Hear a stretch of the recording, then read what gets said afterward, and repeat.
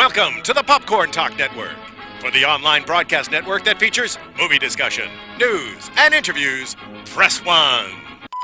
Popcorn Talk. We talk movies. I'm opening. We have an eye, sort of a nostril, 2 teeth. One of the teeth has a small cavity. Close call, folks, but I think we got here just in time. Presented by Maria Menounos and Kevin Undergaro. This is Anatomy of a Movie. In-depth discussions and breakdowns of various movie titles. And now that you've seen the movie, let the dissection begin.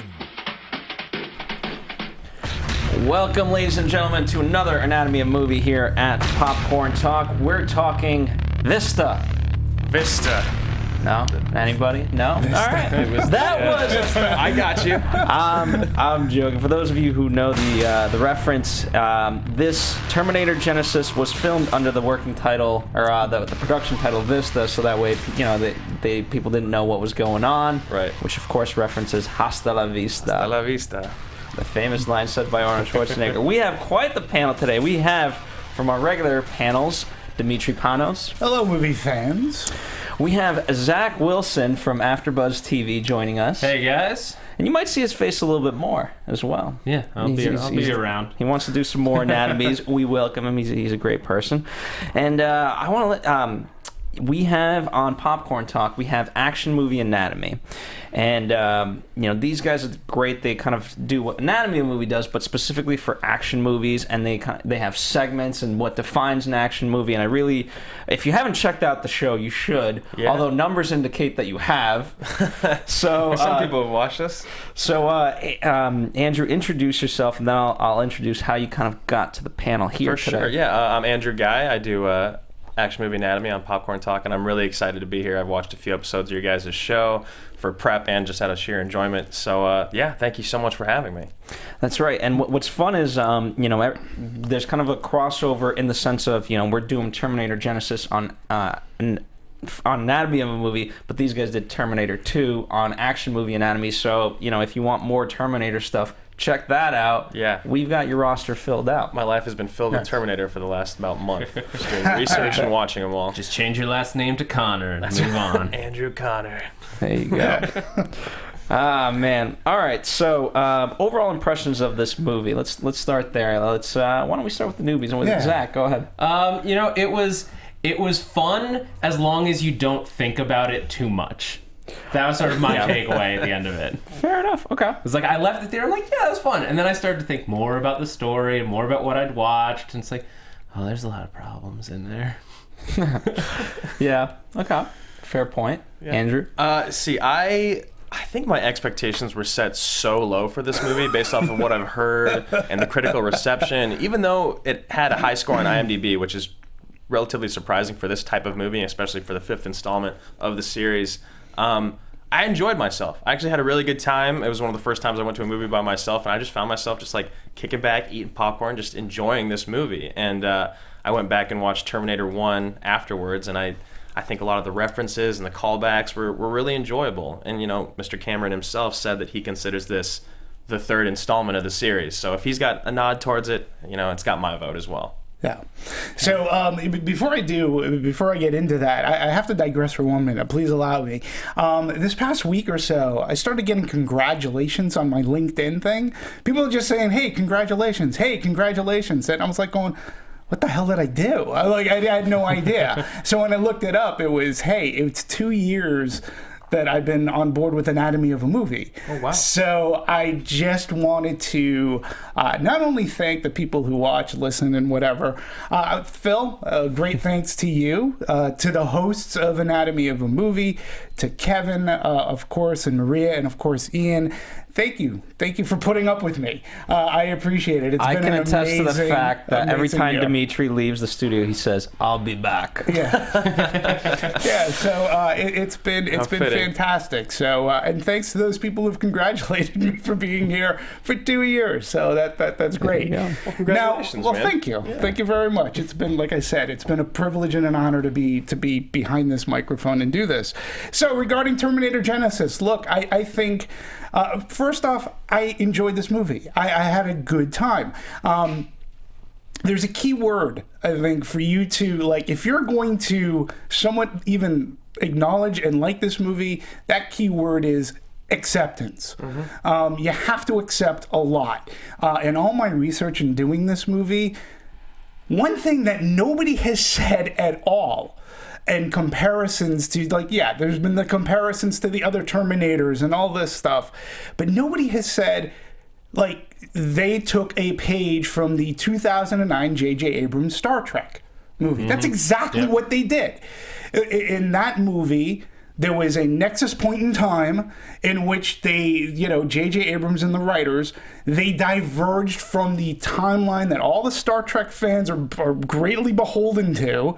And they went off and they went on a different string, a different parallel of time, so that they can create their own sandbox in which to play in, do whatever they want with various characters and whatnot. And if you are a fan of Star Trek, if you are okay with the fact that they obliterated Vulcan, then you're golden. You're fine. Now, as a Star Trek fan, a lot of stuff had to seep in a lot with me. Same thing with Terminator Genisys. But once, like I said, okay, this is just like, they're doing what they did in Star Trek. I have to accept that. I have to accept certain things, that this is not a story of John Connor becoming the hero and saving John Connor. They're going on a line where John Connor is the villain. Yeah. So this isn't about the love story. Like, this isn't about them, Sarah and Kyle Reese, like, copulating, and it becomes a non-issue. It becomes a non-factor. You gotta accept that, because I've read reviews that have said, well, you can't do this with Kyle Reese, he doesn't even sleep with that. I go, yeah, who cares at this point? They've created their own universe and timeline in which they can do various different things, which I can't wait to dive into, because my research when I was going into this is, number one, certain things made my hair hurt. It's like you were saying at the top of the thing. It's like there was so much exposition. And I think a main difference, Star Trek was able to explain it away relatively easy for the layman to get. This movie was hard. Like, even all the exposition was, well, it came from the Terminator. He wasn't the best, or the Guardian. It wasn't written in an easy way. Pops.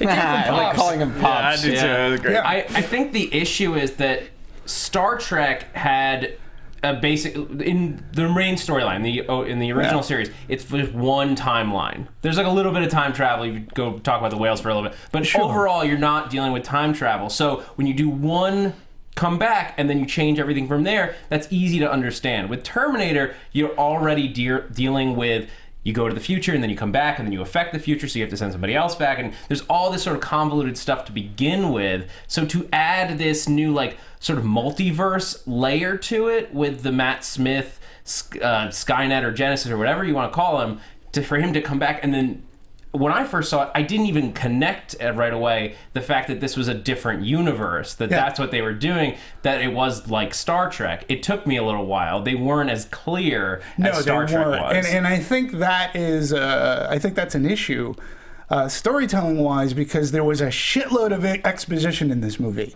But at times, look, when you have exposition, in Star Trek, Spock would do the exposition, right? And then you'd have somebody like Bones going, an Englishman, like, what are you? And then he would say, okay, this is how it's done.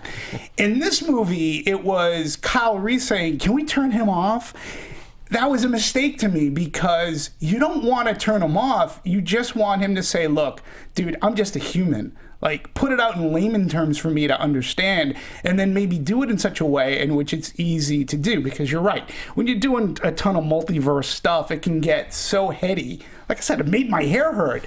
But I accepted the fact that we're going on a completely different timeline. So I look forward into talking about that. I had to go to like the source. I looked up every article that I could find on the screenwriters, and then I wanted to see about Alan Taylor. I wasn't so much like, usually I'll talk about special effects and set pieces, I thought they were a lot of fun. Yeah. The helicopter scene, as cartoony as it was a blast to watch. They had good action pieces in this movie. And I have to say, far better than Salvation. Oh, yeah. I mean, Salvation had the biggest plot hole ever. They could have just killed Kyle Reese and we're done. We're done with everything. And they captured him. But this movie, like, I applaud them for at least trying. Yeah. You know, they left a lot of unanswered questions, but we'll get into that later. Answer. Well, what did you think? Despite how convoluted the movie was in the beginning, you still, I feel like, I did about 30 minutes in, I was like, oh, I get it. I've got it. Like, everything clicked, everything made sense. So, like, even though the storytelling may have lacked in the beginning, I still felt like them being able to tie it all together. It was roughly around the time, I think, when Courtney and Emilia Clarke went into 2017. It was like right around then. I was like, okay, I've got it all figured out. Everything makes sense now. Even though the beginning kind of was lacking in like the structure of storytelling, I still got there. Yeah. And I had a good like, oh, okay, this is great. And I'm on board now. You're on board. Yes. And again, it just goes back to its acceptance, because I've read reviews of this movie where people had not accepted, and I'm like going, well, then you didn't get the point. Sort of, kind of like. Right. They don't, they don't need to attack Kyle Reese anymore. They've effectively made him a non-issue in a sense. Mm-hmm. They don't have to have sex in this movie. They don't have to get together, because that's a non-issue now that we know that John Connor has been compromised. Yeah. So, what were your thoughts on the movie? I will give this entire franchise a lot of credit. Right? If you go back to the original Terminator, it's an overall simplistic idea, right? In the sense that the Terminator comes back, and I mean, there's so much future stuff that obviously all the rest of the franchise starts to dive into. But in terms of what that movie was, it was a simple plot. It was a chase movie, and it was a closed-looped time travel movie. Yep. Yeah. It was a time travel movie with like a little love story built in. Sure. Yeah. A bit of horror. Yeah, it was great. Yeah. You know, but it did it in the right way, where that movie was just so good, and then just sparked everyone's interest of, okay, well, what is Skynet? What is this? Can we dive in? And then we kind of went, with Terminator 2, and whatever you think of the rest of the movies, but at least the thirst was there. Yes. And so I will give those the first movie in particular a lot of credit for having set that up. And then what's fun is we'll certainly talk about all the various Easter eggs, the nostalgia there, and especially in the first kind of opening of like, is this the same movie as Terminator? Oh, right. Yes, it is, but because we're going to tell you that it's actually not. Right. And I like that aspect of it. And I don't know. For me, whenever you get into time travel, I just, I check a box and I'm like, okay, you know what? What's the rest of the story about? Because this time travel is not going to make any sense, right? It's just not. Has anyone time traveled that can actually explain time travel? So it's all just theory. So it doesn't matter. I have. Disprove me. That's what I'm going to say. Oh, that sounds like a fun conversation. Been there, done that. Well, there you go. I mean, time travel is something where it only becomes an issue if you don't explain the rules clearly. And I think that's the issue here, is that we don't know what... Halfway through this movie, they changed the rules as we've understood them from this franchise. And so we're left like trying to pick up the pieces. Well, and let's be honest, you're right, and I agree with you 100%. The other thing, though, is that there are like 7 timelines we have to be aware of. And Alan Taylor, I don't know if we want to get into this right now. Let's start there, only because normally we start with everything else. Yeah. But in order for anything else to make sense, I feel like we just have to get this out of the way. Right. And you're right. Time travel is a staple in science fiction. It always has been. And Star Trek, through all its iterations, has had multiple universes, multiple time travel. We want to talk cinematically. I think one of the best explanations, and sometimes an underappreciated movie, comes in one of the most excellent trilogies ever, is the Back to the Future trilogy. Yeah. And Back to the Future 2, They, again, it goes to Doc Brown was explaining time travel to Marty, and Marty's like, English, Doc. And he pulls out a chalkboard and he starts graphing out. He starts drawing out, this is the timeline. This is how Robert Zemeckis and Bob Gale made an audience understand. And to this day, I still think that explanation, even those for the uninitiated, that makes sense. And you can pretty much apply it because everybody else has applied that theory, that explanation in pretty much every movie, including this one. And in fact, Back to the Future 2 was an inspiration for this movie. Yeah, the writers. It's when Biff, it's Not So a Wonderful Life, and we go back to Hill Valley and it's Biff Town. So, and that's where they wanted to start. So the timelines, though, in this movie, there were 7, and Alan Taylor had a Doc Brown board. So let's start off. Here's his explanation. We start in 2029 during the Future War, then go back to 1984. Jonathan, I'm going to task you of finding some sort of graphic for this. Oh, I have it. I have a graph. Can you send it to him? Because yes. I feel like for the ones watching, or at least if you're listening, we'll also include the link. I have a whole graph, but it's so with Post-it notes, it's insane. But okay, it's like one of those serial killer walls in his house with Post-it notes and arrows. It's string. So we got 2029. Then we jump back to 1984. Jumping into 2017. Okay, so that's 3 right there. But when we start the movie, we're actually pre-Judgment Day because we're watching a happy, beautiful world that was lost. And then Judgment Day happens. Then we cut ahead to post-Judgment Day. So that's actually 2 more time frames within the prologue, which brings us up to 5. Then when we time travel with Kyle, he's remembering an alternate timeline, which was his 13th birthday in the happy time verse, which would be 2012 seen in 2 different ways. And the 7th is when we flash back to 1970s when Sarah is saved by the Guardian. Right. And that's my favorite because that's my 11-year-old daughter is playing the Sarah Connor. So this is Alan Taylor. This is what he had to contend with. So for a director and then your writers and then an editor who has to try to figure this out, that's 7. And then for an audience, again, if you're not accepting of any of this, and there's a graphic up there. Holy moly. You found it. What? I bet this is, by the way, this is probably the simplest version of the graphic. Right. And you still have to have a degree in astrophysicism. Einstein couldn't figure this out. Well, here's the thing. By the end of it, where we established, because for the Matt Smith Skynet, that character, that event could only happen in a separate timeline from the original Terminator movie, because otherwise there's no time for them to send the bots back for the Terminator 2. Right. So, or it doesn't work. So it has to be a separate universe. So is this all in? Is every time travel event creating a completely alternate universe? Not like Back to the Future, where it's an alternative timeline within the same universe. It's a completely separate universe. So there's a timeline out there where they just it terminated the beginning of Terminator 1. It just kept going, and they don't have anything to. I'm going to use another example, and this one I just thought about. Think of the movie War Games. Okay. At the end of War Games, okay, our Whopper computer is mapping out all the various ways in which the Earth can be destroyed via nuclear war. So if you think of those in a sense as timelines, it's almost like Skynet.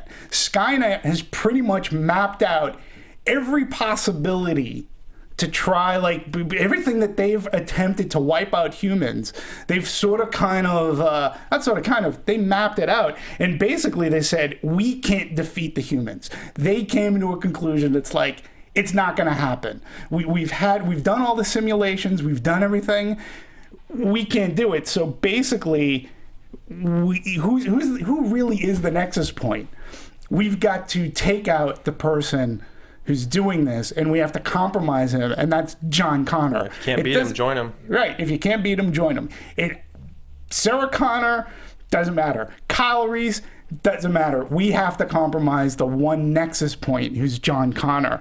So, in Skynet, this could have been explained more. It was Matt Smith. I mean, agree or disagree. I think, again, research, he was Skynet. It wasn't Genisys, but he was the embodiment of Skynet. And he has a very telling piece of dialogue where he says, I have come a very long way to stop you. Mm-hmm. Okay? Meaning, he's from somewhere. Yeah. He's mapped this out. So he's either far in the future, from the past, whatever. There wasn't enough said about that character. And for Doctor Who fans like myself, I was like going, there he is, this Matt Smith. And I didn't know what his role was going to be until he started sneaking up and was like, oh, this isn't good. Yeah. This isn't good. And then when he says, I've come a very long way to stop you, you're like, wait, what, huh? And then we go into our tangent timeline. Yeah. So in theory, it could be that Skynet traveled from that's from an alternate dimension, right. And this is all within our original universe. It's just his inclusion just shot it all to... Right. And it's not from the original 2 movies. Yeah. So, he is a different embodiment of Skynet at this point that is just fed up with the human race, and they're like, we can't do this, so we got to do something else. Yeah, well, like Matt Smith's involvement, just everything is wibbly wobbly. Right, just don't worry about it. Get him back in there, and then move forward. Yeah, absolutely. Let me ask you guys. Well, first, I do have a confession. Up until pretty much this Terminator, I've never seen any of the Terminators, so it's all fairly recent to me. So as such, because you guys, now everything's just like, what? Now it's all clear. Yes, it is. No, it must be even more confusing in your head, I think. Was it answered in this movie that the Guardian was programmed by John Connor? Or No. is that an assumption that we all made, or at least I made? It's not. It's never explained because it never comes into play. But is that a fact that I read somewhere? Is that a theory? In this movie? This movie. No. I mean, in fact, that's... Alan Taylor came out and said, there are unanswered questions. Yes. I know going in. And here they are. Taylor starts... Yes, the looming questions are... Who sends Pops back? Because we never know. We never know why he's back. Talking back to the 70s, right? Yeah, who sends Pops back to the 70s? Because, again, her grandparents... There's an explosion at a house. Right. So, was there another Terminator being sent back to kill her grandparents or parents at the lake house, which is established in the first movie? Because they do kill... In the first Terminator... There's a scene where the Terminator is at that lake house, I believe, and the Terminator picks it up and does Sarah Connor's mother's voice to try to get her to go up there. So where did Skynet get it together to attack John Connor? That's another question that we don't know. And how did that happen? And there are answers to these things that are not provided in this movie instantly. Well, maybe it's, the reason why I bring that up is because... in terms of the Guardian going back there, it was programmed. Now I don't know.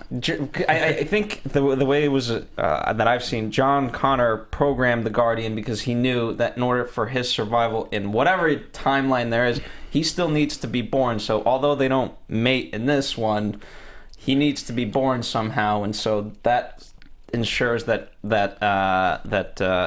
Sarah Connor and Kyle Reese create John Connor, but then he can become his evil self. Right? Yeah, but now, by the end of it, that can't happen. It can't work that way because they're too far in the future to create John Connor in time. I guess you could send one combination of either them or the baby back again in order for him to grow up at the appropriate moment. But is it the Terminator? Is it Judgment? Is it Terminator 2 Judgment Day-ish? Because... Correct me if I'm wrong, Emilia Clarke as Sarah Connor says, I was at the lake house, I was on the dock, I looked up and I saw my parents or my mother in the window, then there was the explosion. So what I gathered is cabins blowing up with their parents, but then So somebody came back to either destroy the parents, and somebody sent the Guardian back. Could it be? I mean, for the sake of this conversation, if we were to say that it was John Connor, it was sort of kind of a John Connor Terminator 2 Judgment Day, except he went back to the 70s. Right, it's like Terminator 2 set 20 years prior. Exactly. Right, and now we have Pops, who is her father figure. And which totally negates the first and second movie when she sees him again. in a sense, yes. Yeah. But it's also an alternate timeline. Right, it's a different timeline. Basically, For those of you watching, I can't understand why you wouldn't be able to follow this. Well, we're trying to seems map so it simple. out, and I think that we're covering. I think what's going to be great about this show is covering this stuff, and that at the end, maybe we become a little more educated. Phil, now, did you catch up with the movies after? I did. Okay. So I haven't seen The Salvation. I've seen 1 and 2. You don't need 3 and 4. yeah. Yeah, so I've seen 1 and 2 and this one. And 3, I thought, was an interesting, entertaining movie. Yeah. Sort of a downer the way that it ends, and I give him props for that. But, and going back to what you were saying, too, about James Cameron saying, this is my third, this is what I consider to be in my timeline kind of thing, which was very interesting and it was. I remember tweeting that out, going, "Hey, if Cameron's on board, Exactly. I'm in. I'm gonna go." And Because he's very openly discusses how he does not like the third and fourth movie at all. Right. He wishes they didn't happen. yeah. So Now they've pretty kind of been negated. Yeah. I mean, hopefully. Essentially. Yeah, I think Essentially, yeah. basically the end of the day is they were trying to do for Terminator what J.J. Abrams did for Star Trek, in that they could just start over at square one with this movie and then do whatever story they wanted for this new trilogy that they wanted to do. Right. Yeah, I mean, Jack Courtney called it a reset. It's Yeah. not a reinstallment. It's not a And it wasn't recreation, anything. Yeah, it wasn't as clean as Star Trek, but if No. you just accept in your head, this is all new. Don't think about 1 and 2. They're done with, just like the original series was done with by the start of that movie, Star Trek. Then you can go forward in this and right. And watch it. and it comes down to acceptance or non-acceptance. Yeah. So, like, again, and I was just really surprised that there was no throwback or recall to, this is exactly what Star Trek did. Exactly. They just didn't, they made it simpler, and they didn't deal with 7 timelines. They just dealt with the one, but there were big issues that happened in that movie that, as a diehard beholden Star Trek fan, you're either on board with or you're not. And if you're not on board with it, you're not going to buy into the time travel thing. And I feel the same thing on Terminator Genisys a lot. Phil, did you see this before you saw 1 and 2? No, and that's what I wanted to ask you guys is Yeah. because I did see 1 and 2 before I saw this, and therefore, I know you in particular, Andrew, want to talk about the nostalgia factor of it.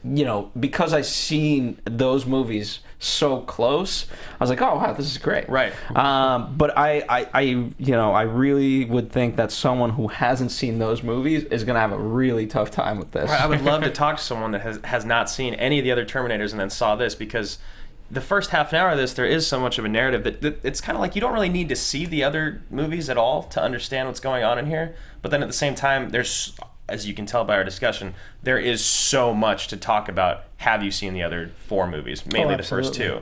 Yeah. So I would love to talk to someone that hasn't seen any of them and just saw this and like where their mind's at, what they think about it. We are live. Is there anybody who's watching us now that has never seen any of their or Terminator and Terminator Judgment Day? Let us know. I have a feeling though that most of the people who went in have some semblance. Right. But you're right. Like, this movie would not really make sense. And when you say that too, it's a flaw. It's a flaw in the writing, because you need to make a movie like Star Trek. Star right? Trek, the You new need Mad to Max, make it like, right. you can still enjoy that. You need to make it for all audiences, and I think what this script could have used maybe was a step back. I think the screenwriters, Leda Kalogridis, which that's, she's so Irish. And Patrick I'm kidding. Lussier. It's going to be Greek. And Patrick Lussier, who's a fanboy. And they were so close in love with their subject matter that sometimes you need to step back, maybe show it to somebody else to rein it in. It just seemed like this could have maybe been a little bit more explainable.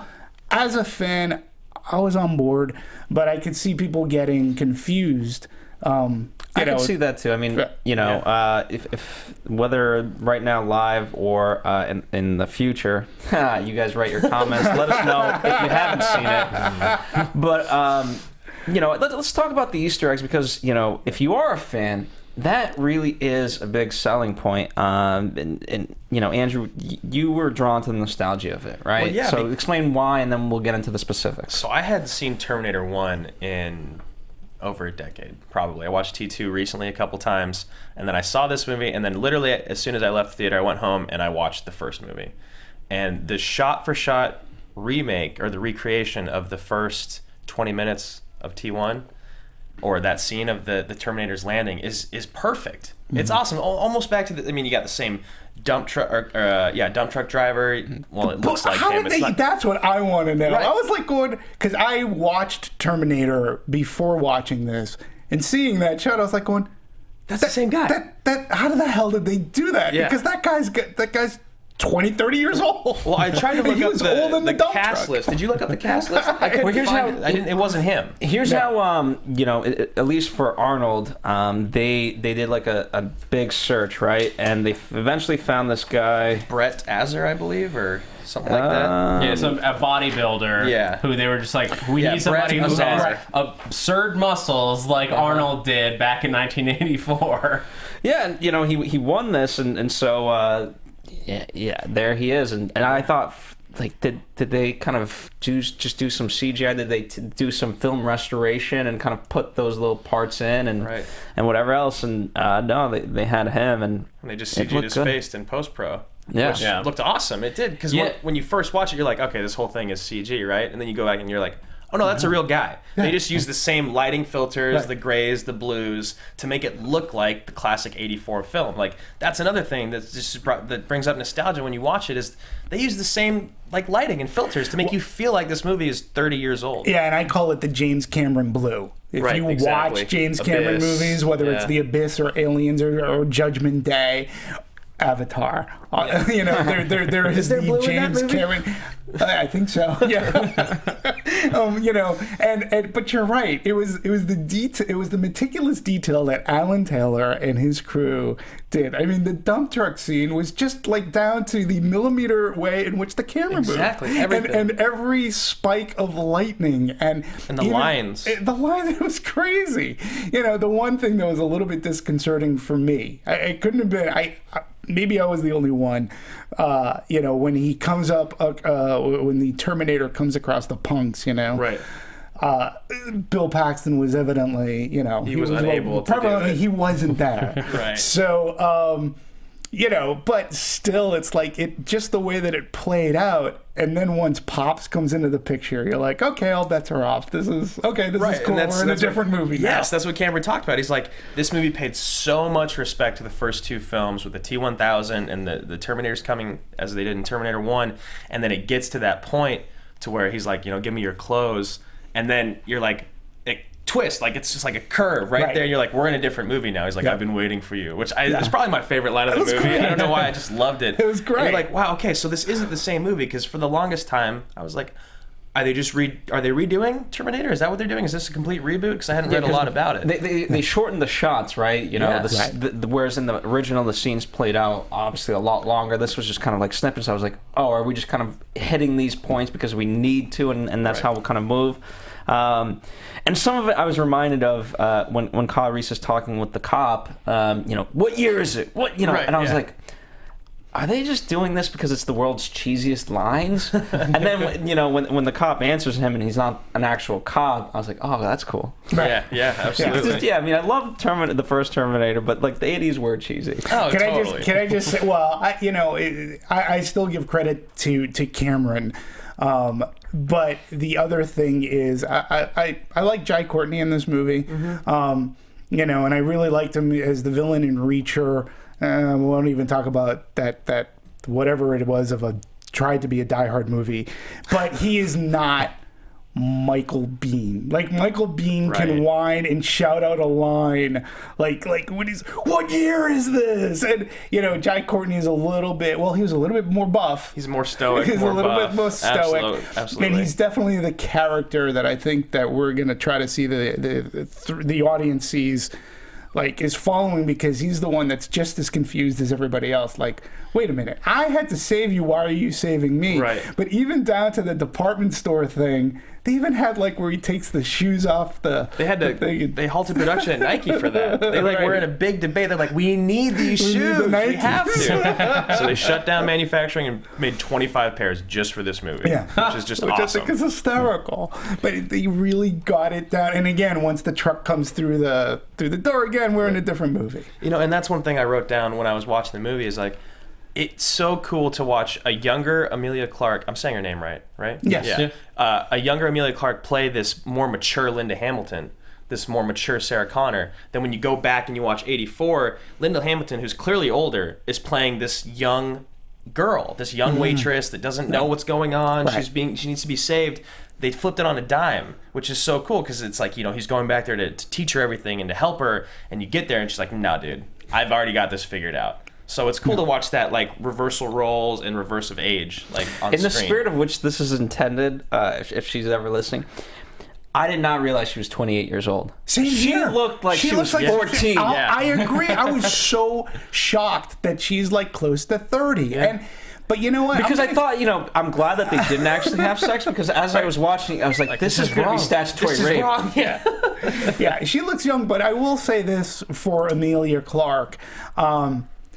She, there's a lot riding on this, and like believability. Linda Hamilton really, as James Cameron, really brings women of power into prominence, and he gives them great, powerful roles. And Linda Hamilton is pretty.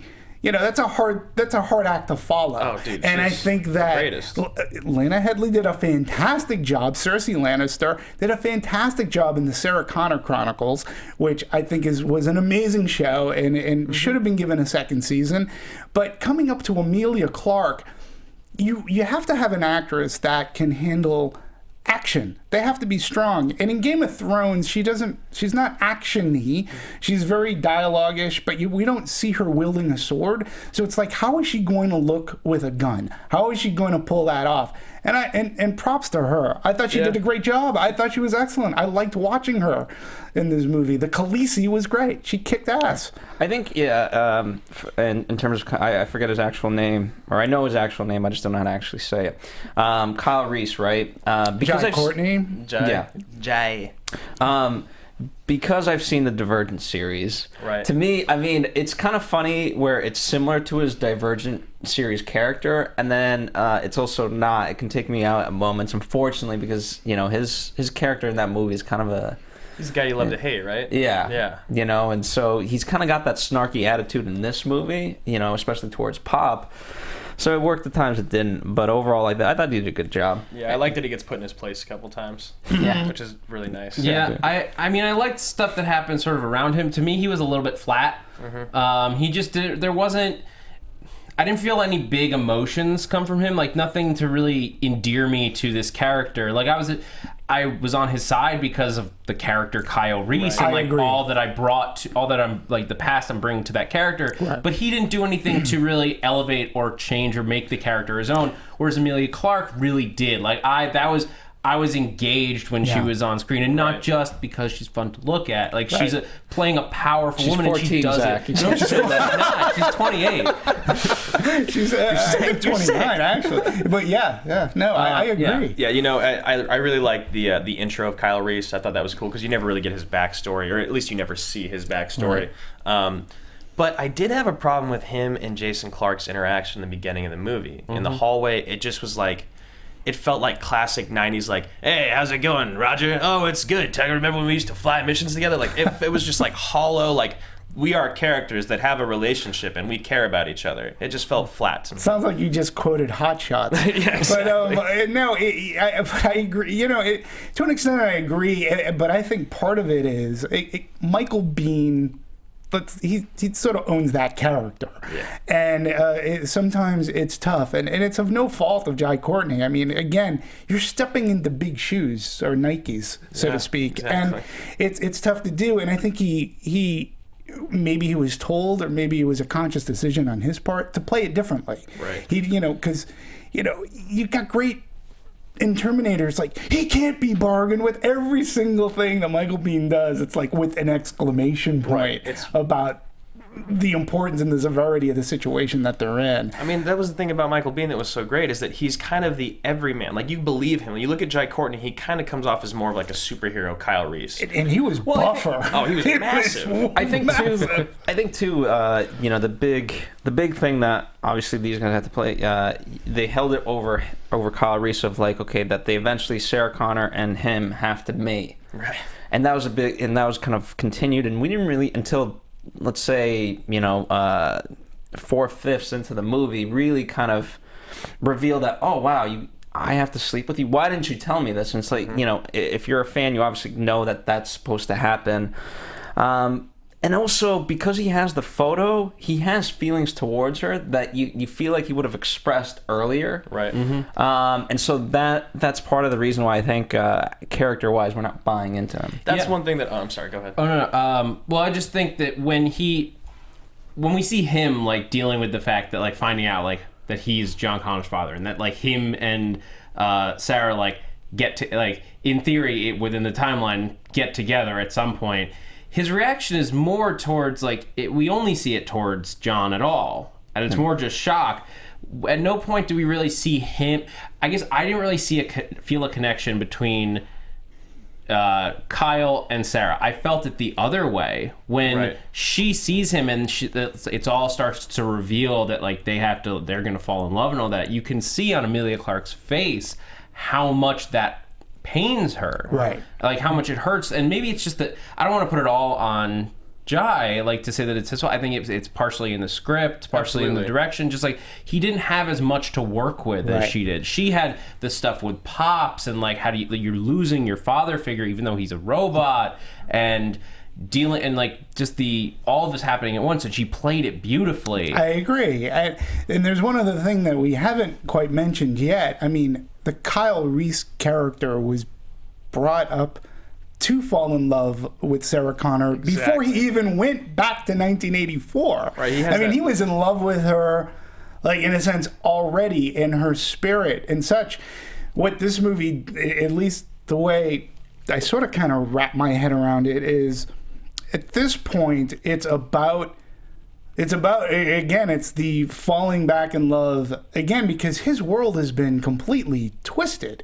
She knows everything. He doesn't quite, he knows that he loves her, but doesn't realize the importance back in the first movie. But now all bets are sort of kind of off. They can have a brand new relationship, and who knows if they get together, what that offspring... It doesn't have to be John Connor. Yeah. Is what I'm saying. They could have a daughter. Yeah. They could... It doesn't matter. They could hook up a month later, and then it'd be a totally different person. Exactly. And in a sense, I give them kudos, because this is pretty bold for us Terminator fans and what we're beholden to throughout this entire thing about John Connor. Everything hinges on John Connor being the savior. But if John Connor is not the savior and he's something else entirely different, they're able to... It's a brand new sandbox with new toys. I found that the same... What you were saying about it being unbelievable, their relationship, is because in the first movie, there's that monologue that he gives. He's, I've known you. I've always loved you, Sarah. And it's so heavy-handed, but it's so believable. It's like a great love story. Whereas in this one, it's like, he says, he's like, I feel like I've known you my whole life. They kind of like skirt around the issue. They beat around the bush. It's not until like, 3/4 of the way through the movie he actually says that he loves her. Right. Whereas in the first one, it's like these characters are so believable because he came here in love with you. It's very different than it's portrayed in this movie, where it's like he came here with like a respect for you, or like he knows you. It's not the same type of thing with Michael Biehn, where it was like, I love you. I've always loved you, and this is why this is X, Y, and Z. This is why our relationship is this way. Do you think there's any of... Do you think the fact that he finds out that, like, John has really manipulated the situation, and add onto the fact that maybe not before, but now John is evil. Do you think that affected how he feels about Sarah? Because, like, when you find out that, like, you were effectively raised to fall in love with this person, that your emotions, your whole life has been manipulated to fall for this person, I feel like you just instinctually take a step back and you're like, I don't know how I feel about that yet. Right. But he doesn't know that until so far into the movie. Yeah. Which is why at the beginning their relationship is hard for me to believe, is because I don't get that conviction, that love that he needs to display it more outwardly, and obviously it wouldn't have quite made sense, you know, if they really, again, if they just embraced and they had, like, again, even just a kiss, then you could buy it a little bit more at that point in time, because it's like, wait, what? Right. You know, because then cause they've displayed love rather than just talking about it. And then when they find out John Connor's evil, that and he finds out that he's the dad and all that, then you would kind of get that heartbreak. That heartbreak from him would be believable for him to pull away. One key person that we really haven't talked about in this whole romance is Sarah Connor. I mean, you got to think about it. In the original Terminator, okay, Kyle Reese comes in holding all the cards. He knows to a certain extent that he's already loved her because he's known her for so many years. Sarah Connor at that point has no idea who Kyle Reese is, has no idea that she's even going to fall for the guy at that point. Where now in this movie, where it turns, you know, it does a complete 180. We have Sarah Connor, and back in the 70s, being told by Pops the Guardian everything down the line. So in a sense, she's, you know, you got to look, and this is, again, I think where Emilia Clarke, like, played this great. In a sense, she's like going, well, what the hell am I doing? Like, everything's mapped out for me. Right, you get that so angst. When this guy's supposed to come in, I'm supposed to fall in love with this guy now? She goes, what the hell? Like, there's nothing natural about this relationship, in a sense. And especially when Pop's telling her, like, I mean, she's basically just a lying fish, like, okay, have at it. You moved it yet. Yeah. Right. And she's like, well, no, you can't do that. Like, that's not the way it's supposed to be. So it changes everything for Sarah Connor. And I think Emilia Clarke, you're able to get that. Like, she's like, you know, it seems like my whole life has been mapped out and I've had no say in this. Right. I'm going to have a say in this now. And so, you know, you're going to have to earn my respect. If we're supposed to be together, great, you know, but you're going to have to earn my love and respect. Just because you walk through the door, I'm not going to go head over heels for you. It would have been really funny, though, had she said something, pictured you to be a little bit taller. Right. Or something like that. That might have been a little funny, but there's so much stuff. Yeah. I want to touch upon J.K. Simmons, because out of all the characters, I felt he was the most unnecessary. He was funny, because J.K. Simmons, but what are you doing in this movie? Have you seen Whiplash? Here I am. You know, like that type of thing. Like, he just got the role. It's kind of like Bryan Cranston in Godzilla.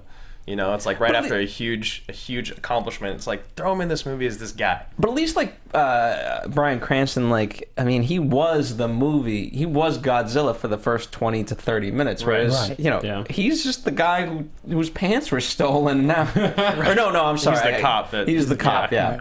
And it's like, what? Yeah. I thought he was going to play the psychologist. To me, he had more physical resemblance to the psychologist in Terminator Judgment Day.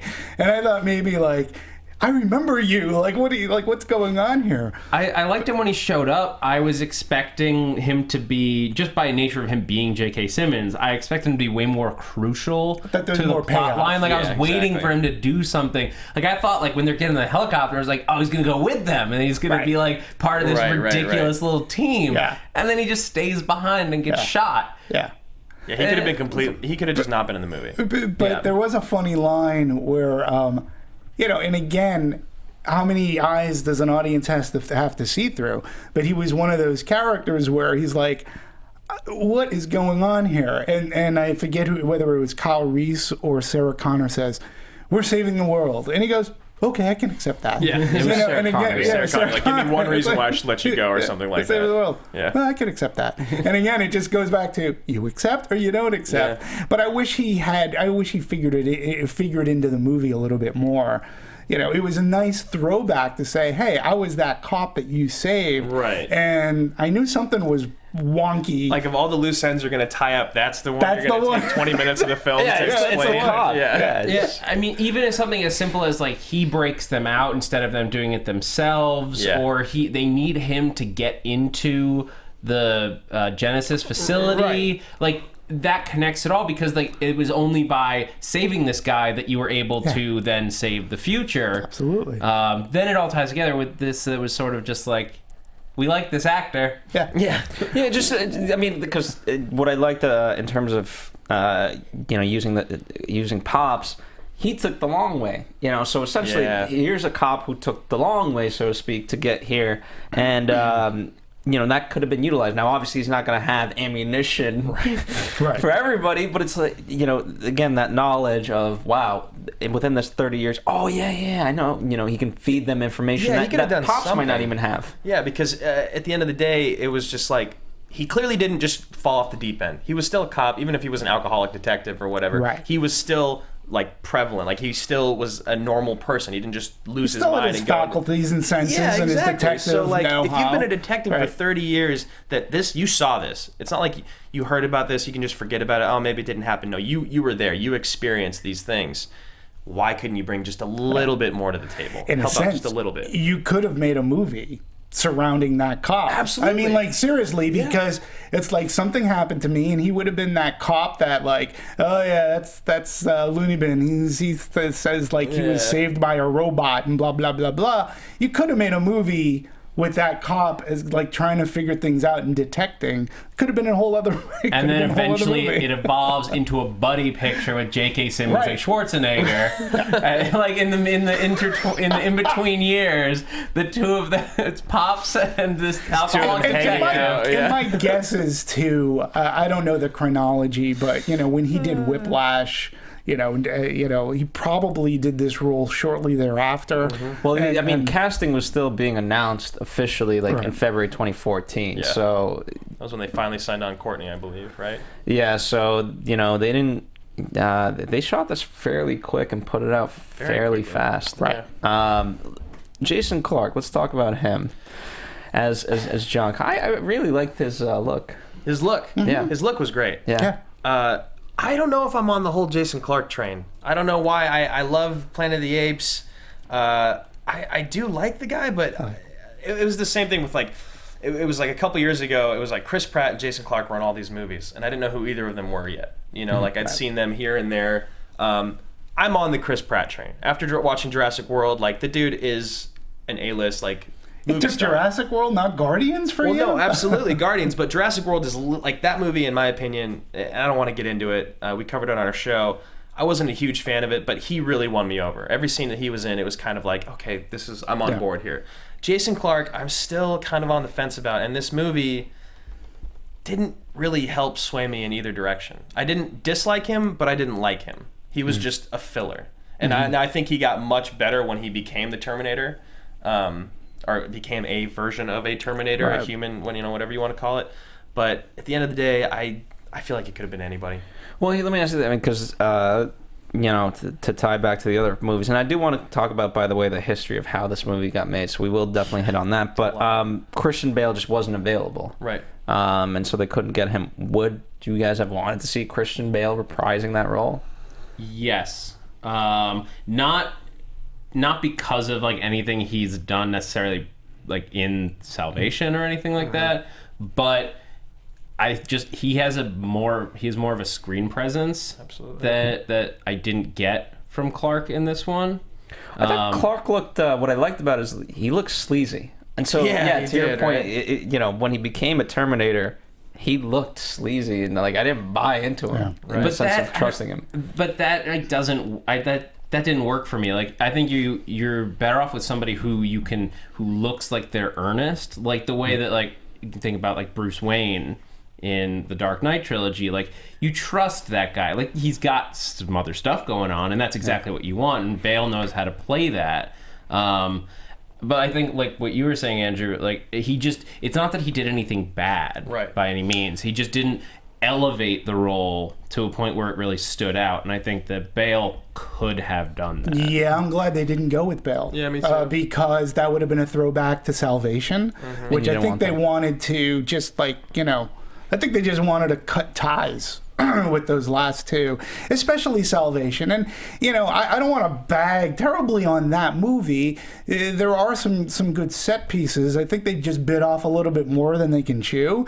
And I think Christian Bale made a good play as being John Connor. I just think that putting him in this movie would have had too much recall to a sequel that, for the most part, nobody liked. Yeah. So, doing that says, it's going to be a continuation of this. I didn't like this movie. That's I fair. thought Jason Clarke, I think, look, I first noticed Jason Clarke in Zero Dark 30. Yep. I thought he was really solid. I He's great in really that liked him in The Planet of the Apes. I thought he was really good. I liked him in this movie. He almost didn't do the movie. He read the script without knowing anything. And he's like, what the fuck is going on here? He goes, what did they send me? He goes, I don't want to play the villain. He goes, I'm the villain? He goes, John Connor's not the villain. And so that means A, he's paying attention. I like that. And then B, after letting it seep in, he's like, I'll do it. You know what? I'll do it because this is a different approach, and why not? And again, if you're going to be in this kind of a movie, you have to be bold. You have to take these leaps. And, and this is why I applaud the cast and everybody involved for at least attempting to try to break away. And, if you're a Terminator fan, you want some more Terminator movies. It's just been a tough franchise. I mean, there's a fan base out there, yet, like I said, the television series never made it beyond its first season, which is a shame. I don't know if you guys watched it, but check it out. I think it's on Netflix. The Sarah Connor Chronicles. Great little thing after Terminator 2 Judgment Day. The writing started to get so great, and Cersei Lannister, but it didn't last. So the fans never stuck around long enough to push it through. And then Salvation didn't do great, but I think it was because people didn't like the movie. And this one, we'll talk box office a little bit later, but it's a tough franchise. Yeah, my main memory of Terminator Salvation is the roller coaster at Six Flags. That's great. That's exactly what they wanted. Yeah. I would have loved to see Fassbender play the role of Jason Clarke, of John Connor. I think I just love That would have been, He's got that such would have been conviction, interesting. and I think he's more believable. But we don't need to get into that whole recasting thing. No, that's all right. Well, certainly one person wasn't recast, Arnold Schwarzenegger. Yeah, you can't. I Can't do think this man was born to play a robot. Oh, It's yeah. perfect. Yeah. That's if God put he's like, you will play a robot in every movie. Any movie that you don't play a robot, not going to be as good. If you don't talk, you're a bodybuilder. If you're going to talk, you're going to be a robot in the movie. And that's what Cameron saw in him too. And it's he was on Howard Stern recently, Arnold Schwarzenegger, and he had this great story about how the "I'll be back" line. And he kept on fighting with not fighting, but he's like, well, what if I say I will be back? And Cameron's like, no, it's I'll be back. And he goes, yeah, but why can't we try it with I will be back? And he's like, no. Doesn't sound good, man. Yeah, he's like, it's I'll be back. He goes, but we should just try it. I will be back. And then finally James Cameron goes, what's it say in the script? He goes, it says, I'll be back. He goes, that's the way you fucking say it. He goes, no, just do it that way. And because Cameron, in my mind, Cameron has a sense with dialogue, and he purposely picking Schwarzenegger to be in this role. And Schwarzenegger almost turned it down too, because he wanted to be Kyle Reese. And Cameron's like, look, when this movie is done, he goes, this movie is called The Terminator. Right. This is your movie. Like, everybody's going to talk about this villain in a way that that's going to be great. You're going to get noticed. Trust me. Yeah. And he's like, okay, he convinced him to do it. And then since then, he never second guesses Cameron. Well, no one does. These guys, like the Spielbergs, the Camerons, the Lucases, the Coppolas of the world, you don't argue. Yeah. You just shut up and you do your job, and it's going to be a masterpiece. Well, but at the time, Cameron wasn't Cameron. No, he wasn't at all. But he still had that same thing where he's like, we're going to do it my way, and it's going to be great because of it. Yeah. Which is why he is who he is today. Yeah. not the easiest person from what I gather to work with, but regardless, even Schwarzenegger was like, he's genius. Like, you know, and then when you think about what Cameron did for Judgment Day, he completely made a different movie. Much like when he took Alien and when he did Aliens, he made a completely different movie. Yeah. It's still great, fits in the canon, but Cameron has a great way of writing, even though it might sound, you know, cartoonish or over the top. It's done in such a way that the dialogue and how he has his actors perform it, you buy into it. He gives it a character, even though some people consider him to be sometimes schlocky or overhanded, I think was the word you used. But Schwarzenegger himself has understood what this character has meant. And I think with James Cameron coming on board, I'm not entirely sure if that was like impetus for Schwarzenegger to come back. I didn't find any correlation. But Schwarzenegger came back because he did believe. He liked the script. Yeah, exactly. He read the script and he was happy about it. Yeah. Plus, how often do you get to fight yourself on screen? Oh, let's talk about the robot fights, the Terminator fights. They were really great in this movie too, right? Yeah. I thought. I mean, the action sequences were good. Yeah. The only thing I found myself like annoyed by throughout the movie is, and it really, I think it just stems back to even like back to T2, is if the Skynet brain is creating all of these robots to just like to be effective human killing machines at the end of the day. They seem very beholden to a human body's architecture. You shoot them through the heart and they go down. You lop off their head, they go down. Even like when it's a liquid metal guy, they're still coming into it's not a blob, it's not like a versatile blob, it's a person, even when it doesn't need to be. Yeah. Well, I want to talk about that for a second too, because this is where the movie had great exposition that I accepted right off the bat. It's like, well, why do you're a machine, you shouldn't age or whatever. And it's like, no, I have real human skin, so that's going to age with time just like everybody else's. And you go, okay, I buy it. Perfect. And it's just one line of dialogue, and that was the simplest line of exposition. Yeah, oh, that was great. You just, and you buy it. You go, okay. I found it really great that they went so far to explain the nudity of going back in time. Yeah. Right. Which I thought, was a little bit over the top, but then when Sarah and Kyle are naked together and they're standing, I thought really worked well together. Right. Like, we have to get naked for this, right? Yeah, I know. And again, that's something that was explained in the first movie as well, absolutely. Is like time travel, you can't have this on. They even explained it at the beginning of this one again, like really briefly. Yeah, so, again, that's where the exposition, simplicity is the best. And that was like just one line of dialogue that said, oh, he's got human skin. So. Since 1984, they've just been looking for excuses to get the actors naked. They're like, you have to be naked when you time travel. I don't know what else to tell you. Yeah. Can't send back flowers. To touch on what you guys are saying about the Terminator fighting, it was great. Like, the special effects were great, and Roper said, of course the special effects are more impressive than ever, but nearly every curveball offered up in this new parallel universe version of the Terminator world isn't as interesting or as captivating as the original timeline that we loved in the first place. And that's what a lot of people complained about, is that this movie wasn't groundbreaking and revolutionary like the first two. You're not going to get that anymore. Like, no, very rarely do you get movies that blow your mind anymore. Mm-hmm. And I said that during Jurassic World, is that Jurassic World can't recapture, much like this movie, you can't recapture the magic. No. Because it's already out of the bottle. Like, we've seen dinosaurs on screen, and the first time that happened, you're like, holy shit, dinosaurs exist. Or the first time in Terminator Judgment Day where and this was where Cameron's groundbreaking, where that checkered floor comes up and he turns into liquid metal, and that came from the abyss. And, they're always trying to do something different.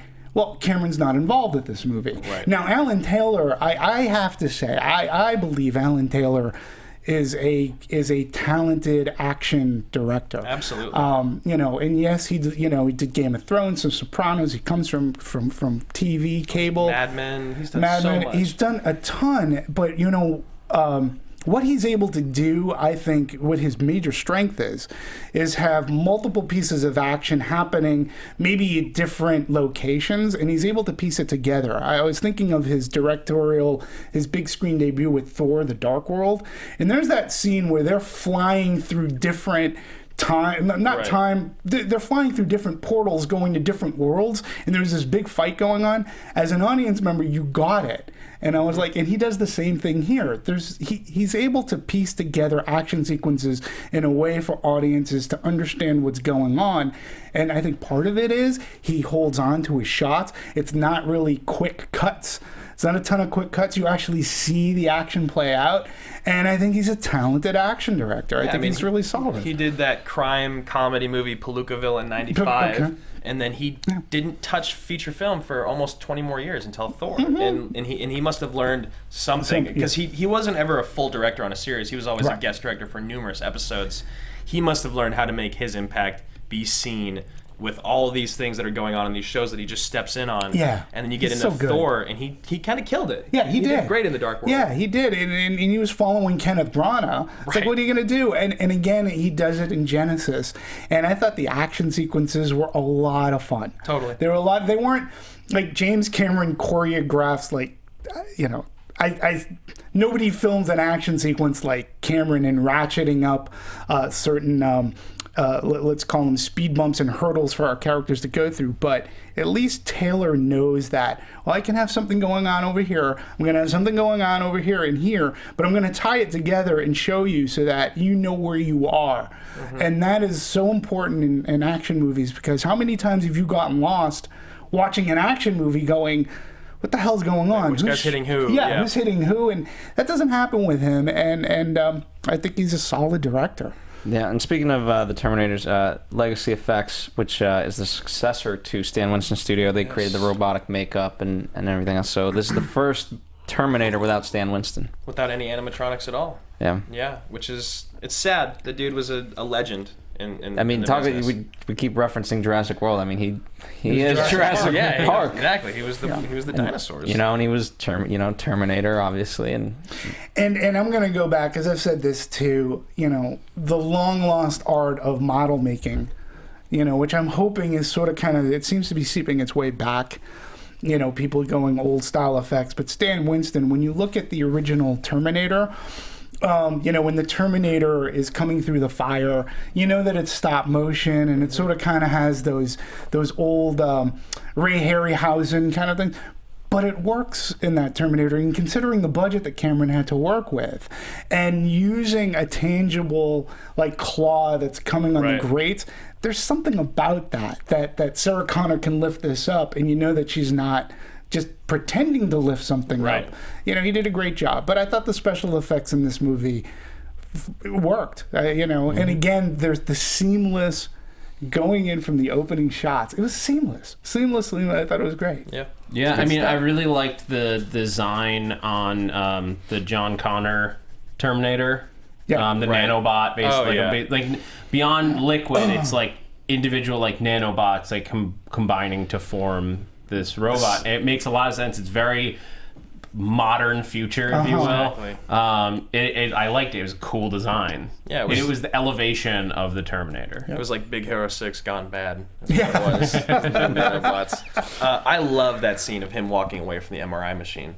Oh my God, that was great. It was like stop motion bots caught in the air and him walking. That was the moment where I was like, okay, special effects may have taken away because there's no animatronics, but this shit could never happen back then. Yeah, it was a great shot. It was a great shot. It was a great scene. Fun to watch. And I the San Francisco Golden Gate Bridge, I thought it was choreographed really well. I really enjoyed that. There was super comedy, there was action, and it made sense. And it still brought the world into it. Every time these three are looked upon, they're like, who are you guys? You guys terrorists or what? Can I ask something? Because one review that I read, it was another negative review. They asked a question that I didn't really dawn on me until I read it in this thing, and it said, and how many times can we go back to the Golden Gate Bridge to be destroyed, and blah, blah, blah. And I started thinking about it going, Well, I can remember as far back as the original Superman. It was in there. It's been done in the X-Men movies. It's been done in Planet of the Apes, I think. No. Yeah, I mean, it's abandoned. And it was like, that Golden Gate Bridge, man, it takes a licking, but it still keeps on ticking. It was in San Andreas, for crying out loud. Yeah, I think they destroy it. I saw the trailer before this movie for the second Maze Runner, and it's wrecked in that. Yeah, it's like, it's a fun bridge to wreck. I guess, yeah. It gets blown up more than I the would love to Capitol. see stats for every time it's featured in a movie. How many people go to see it because they're like, oh, I better go see it now before it gets wrecked. It could be gone forever.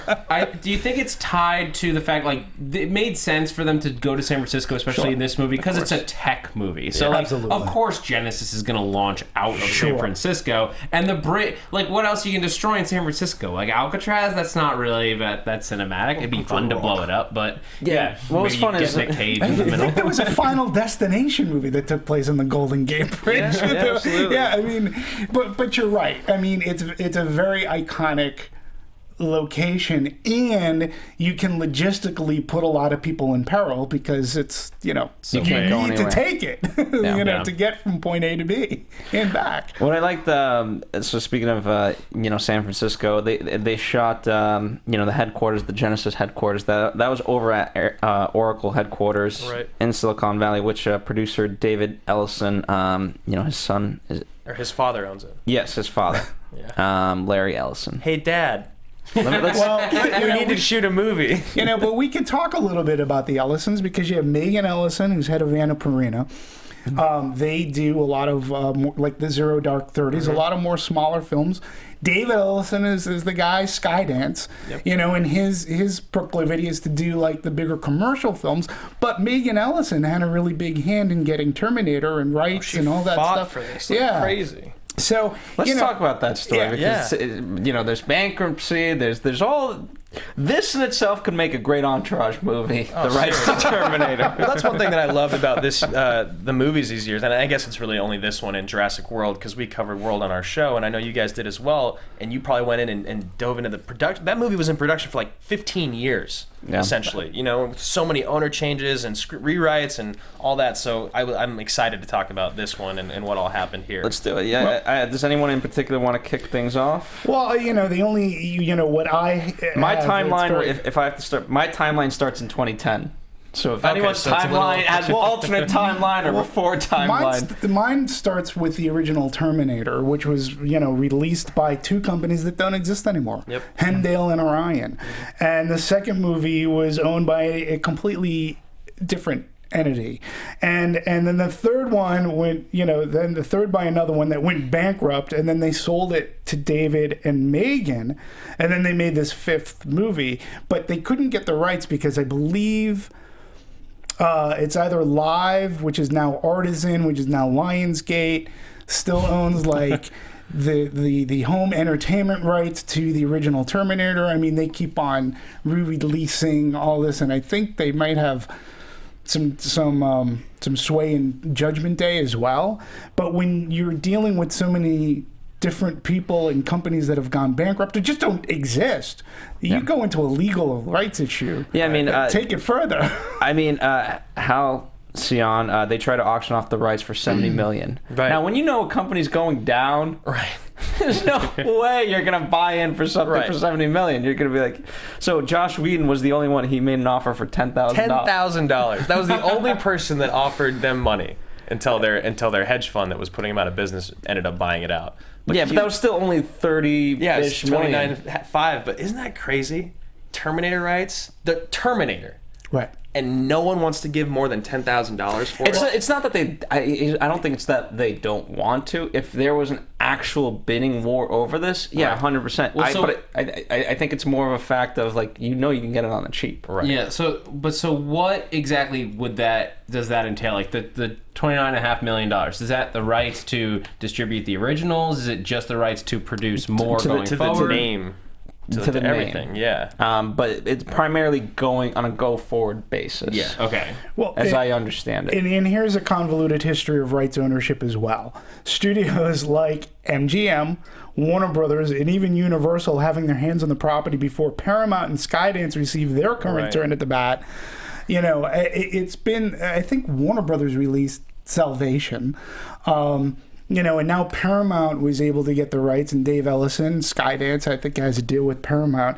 You know, and then when you're putting together, because I have the anthology as well on Blu-ray, with all the various rights issues, I mean, it was just amazing that was able to be released and come out. So, you know, it's somebody feels the need that they could make another Terminator movie, and I think that was another problem with the television show and there being future television shows, is because these rights, you know, and trying to pay off for the rights. And who do you pay? You can't pay Hemdale or Orion anymore. Right. Yeah. So, yeah.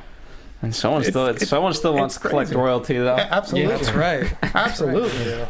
I mean, there was money to be made on this movie. Like, I'm surprised the one way or another. Weinsteins didn't come in and say, hey, we own a piece of this. Right. What goodness.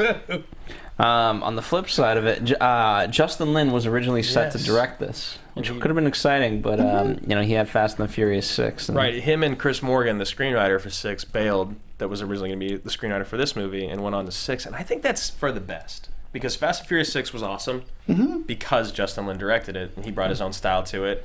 And I think that this movie can't have that same feel that the Fast and Furious movies has. It needs to take itself just a little bit more seriously. Obviously not a lot more. If you've seen the movie, you know. But just a little bit more than Fast and Furious does. Well, I don't know. I mean, Justin Lin is directing the next Star Trek.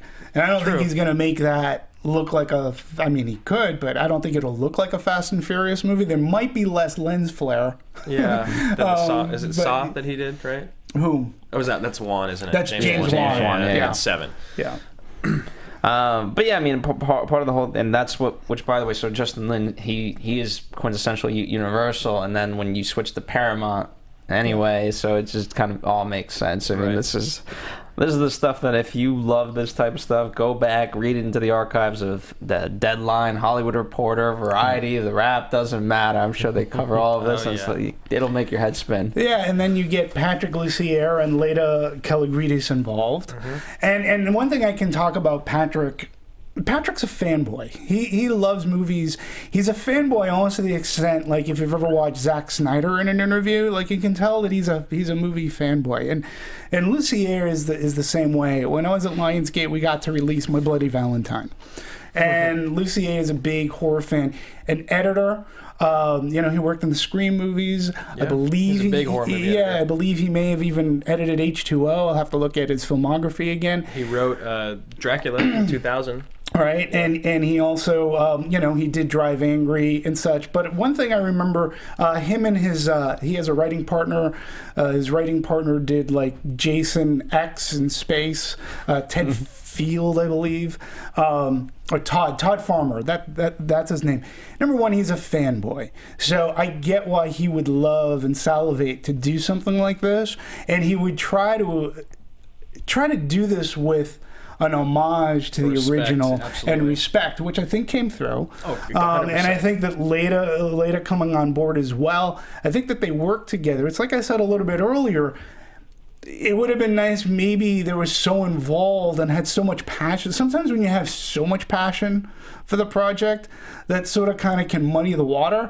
Right. And like, if you step back and maybe if an executive had seen it and says, well, you know, we can tighten this up, not bring on another writer, you know, it was almost like there was so much love that they tried to throw it all in there, and sometimes that you need to take I mean, I've said this before. It's almost like when you adapt a book, you got to take the essence of that book and just write a movie. You can't be like, oh well, you know, on page 6. This is exactly what happened. We got to do that. Yeah. No, just take the essence. That's what they say always. Like, hey, Doc, can you tell me what that means in layman's terms, in real English? That's the thing is with these, when you have a movie with all the producers and all the writers being such big fanboys, such, like, just they love the film and they love everything that's come with it, it's hard to explain that in layman's terms. Yeah. You know? Yeah. To dumb it down, if you will. Yeah, and to me, it hurts when, like, your Kyle Reese character, instead of saying, hey, I'm just a silly little human here. Just explain that. Instead, he says, can we shut him off? Because if that character, the character that the audience is supposed to be siding with, if he is annoyed and can't figure it out, and he pretty much says, can we shut him off? Right. Then that's going to come out into the audience. That's part of why, I guess, to that point, as a tangent, that's part of why I also probably didn't like Kyle as much, is because, okay, clearly this guy means a lot to Sarah. Right. And where she is, we talked about her believability. It's like, okay, why are you being an asshole? Right. You're the asshole. Right. In Terminator 2, Linda Hamilton is scared shitless when she sees the Terminator, and then the kid's like, oh, no, he's cool, Mom. She's like, okay. Yeah. You know what I mean? Like, dude, hop on board. They just saved your life. She's clearly hanging out with him. They killed another Terminator. Just let it go. Yeah.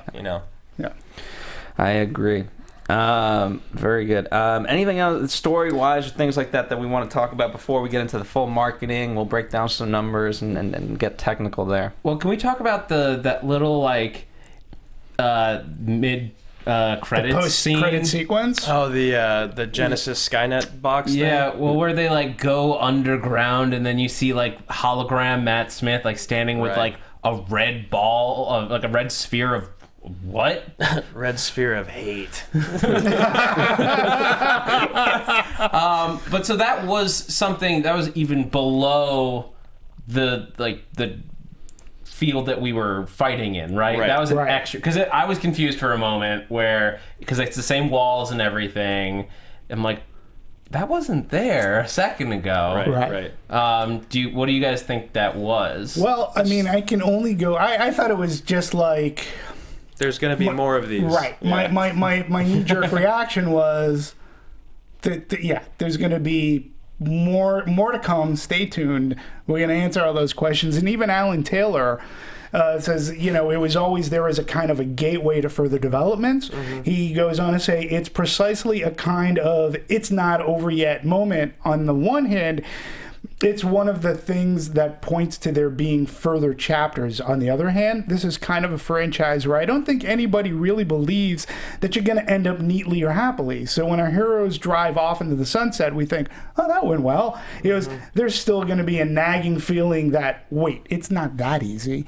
So, Alan Taylor, I think the writers get that as well. But for the audience, the story's not over yet, folks. I think two things for me. One is a comment, the second is a question. Number one, I think ultimately, this is the trilogy. They just got to end and be like, you know what? We're just going to go in circles. Why don't you just shake hands and walk away peacefully? Just have both of us. Yeah. Number two, this is, and this could spark a whole... Why were we waiting specifically? Why, we've already had so many different timelines, but then, there's the ticking time bomb of Genisys being launched. Right. Why can't we just launch Genisys? It's like, okay, well, clearly, if I'm about to be just, what are we waiting for? It's not like we're waiting for the last piece of, it's not like construction workers trying to build a railroad where it's like, we need a couple more hours until we're there. It's like, you have the technology, just hit the launch button. Well, is it because Skynet is still evolving rapidly? Is that why? Because it's in that last let's see, I think they get there at is the program upload? What does that mean? Yeah, what is that? It was a Dyson thing, right? Didn't they? Because we bring in Dyson again, and this whole operating system, I mean, it's not unlike when Apple... Right, the cloud. Yeah. The cloud. I was like, it sounds like the cloud. I had two issues with it. Is that, this Genisys thing does not sound that revolutionary. Right. It's like, my email's on all of my devices. Right. Which I thought that's what they were speaking to, because everyone's always connected to devices. We have one iPad there, we have one phone there, and we have another tablet here. But, if I get, this happens when I'm at home now. What are you talking about? It's if I get a call, my phone rings, my iPad rings, and my computer all ring at the same time. Your It's car really honks, annoying. You can't miss that call. Yeah, but it's already all connected. So, granted, this is only, 2 years ahead of it? It's 2017, right? Yeah, 2 years. So it's only 2 years ahead, but, we've already got it. Yeah. It's just iOS, 5. Yeah. But you're right. The only excuse I could give them for not being able to, just be online and be everywhere is if there were calculations that were like needed to complete, like even Skynet would probably need time to program things so that it could take over everything.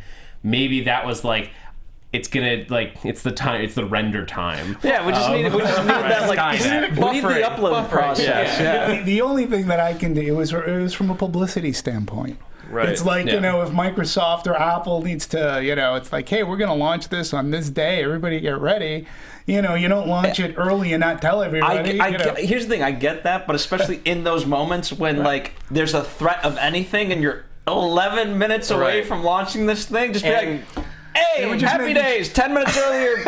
Right. Yeah, and like someone from the future who's like pushing this program, like John Connor knows if this doesn't go online, it's all over now. It's like, why didn't he just be like, honestly, I know that we said we're going to do this tomorrow. We should really do this today. Like, just trust me on this one. But to that point, though, they know that Genisys is going to be Skynet. Yeah. Right. Why did they jump a bunch of years into the future to just before Genisys is going to go live? They don't go to like when the idea comes out. Right, go 6 months before that, or kill the kid. Go back to 84 and kill the kid. That was always my problem with Back to the Future, because Marty gives himself like 10 minutes to save Doc. Right. And it's like, dude, you just said you have a time machine. Go earlier. Give yourself a couple hours. Who knows? It would have messed up the time continuum. No, I don't buy it. But if they just waited in like the 80s, gone the long way, they could have like worked to make sure that the Dysons never create Genisys. Well, but again,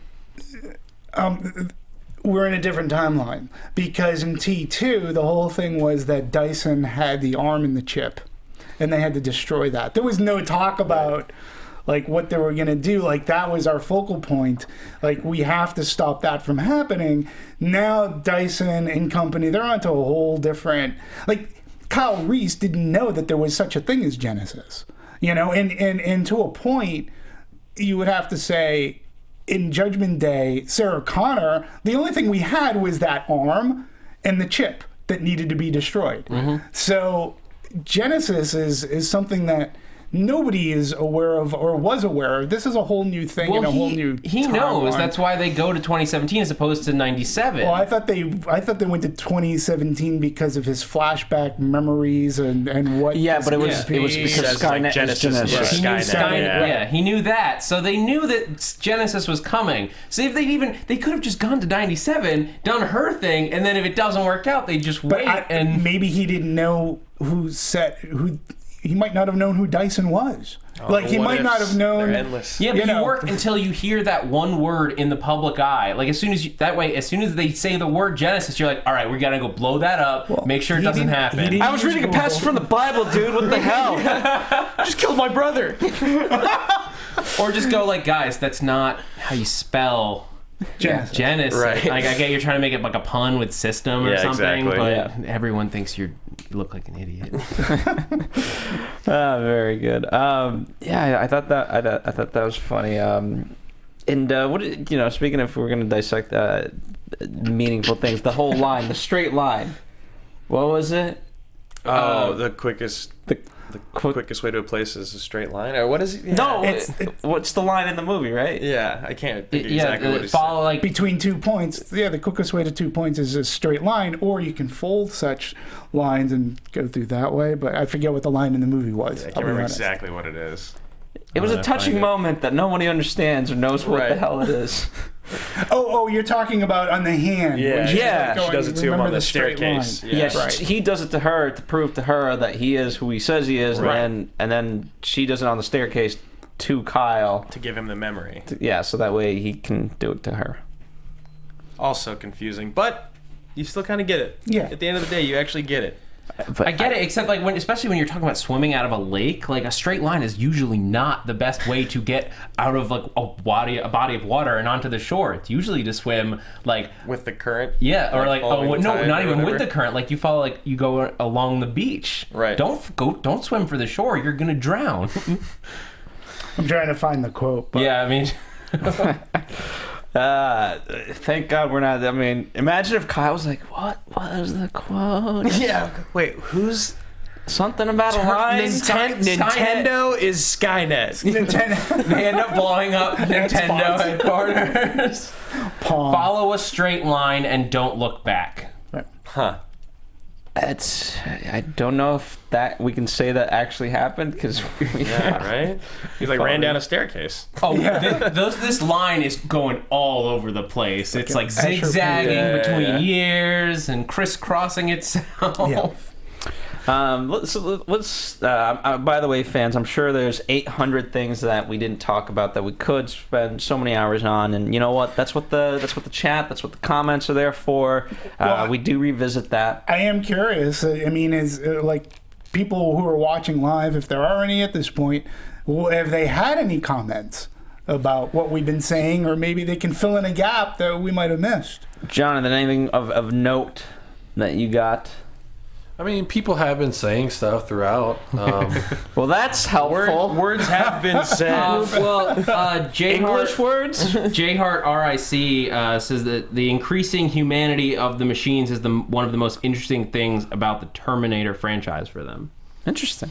That's and we definitely saw that with Pops in this. Is like his attempts, and like eventually he seems to have emotions. Like he clearly cares about Sarah. You can question this is a big AI debate. Like, is that because of his programming? Like, he can't bring himself to press the trigger and blow her up, even though she wants him to. Right. Is that because his programming says that he cannot harm her, or is that because he cares? Mm-hmm. Or is it both? Is that just... Well, eventually, I'm going to start my own franchise called Humanator, and it's where basically you're judged upon whether you're good or you're bad. And it doesn't matter, you're a robot or a human, and you suck at life, you get killed. That's it. I'd watch That's the it. criteria. I'm watching it. I'm in. There's a lot of people that... Anyway. All right, let's talk about the marketing of this. Because they did, in terms of the trailers, I knew John Connor wasn't going to be good, and it didn't destroy my enjoyment of the movie, but I hate when they do that. This was one of those things where I'm a huge trailer junkie. I love trailers. I mean, some movies are not as good as their trailers are, and I'm okay with that.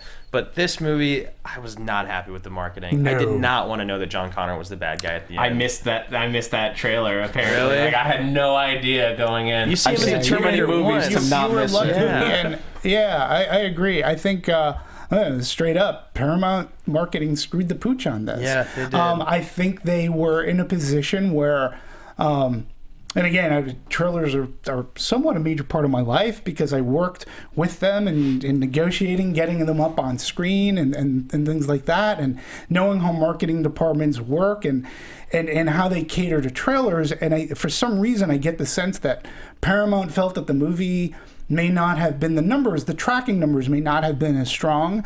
And I think because he definitely wasn't in that first trailer that came about, that was like in the second or third trailer. Right. But that's a major spoiler. And you're giving away your movie like completely. And it's almost as if, well, we need to explain this movie better because audiences who are seeing our materials, they're not getting what's exactly going on. So I think out of like fear in trying to make the movie more understandable, it's like, oh, let's give away this big spoiler. But it was a bad call, Ripley. It was, because a really bad call. You even see him bad in one of the trailers by what he's saying, and you're just and I was sitting there watching the movie, and he comes out in the hospital, and it's supposed to be this moment of like, oh my God, they're reunited, like the whole family. This is the first time you've ever seen all of them together, and they're all so happy, and then it's like, oh wait, no, I saw the trailer. This is bullshit. Right. I know something bad is going to happen. Yeah. And that kind of ruined it for me. I mean, I was hoping because a phone call? Skype. I was wondering one of the things, Jonathan, if you want to take a couple of calls, maybe we can do that as well. But for me, one of the things that I was, in that moment, I was like, are they going to flip this on its head? Because there's that famous line of like, you taught me to survive. And in the trailer, that's a big line. You've always taught, and that's why he is who he is. That's a good point. And I thought, oh, wow. In the context of the trailer, that was not the way, obviously, this movie is doing it. And so it's like, well, maybe he's not evil. Yeah. Maybe he did survive. I don't know. I don't know. And Patrick and Leto, they were asked this question a lot.